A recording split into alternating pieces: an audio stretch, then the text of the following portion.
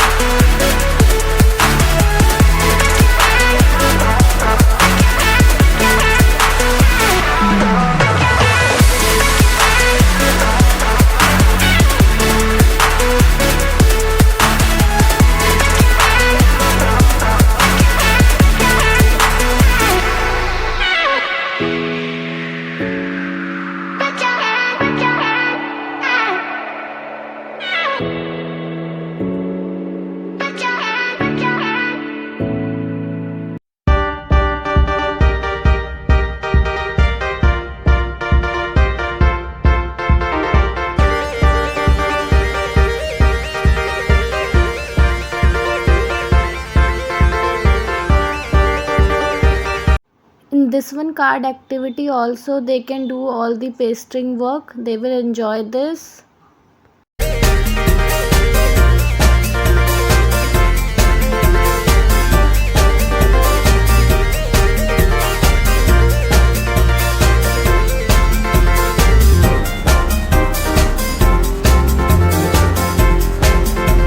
You can make it more creative by writing any quote, or you can paste your pictures you are having with your mother.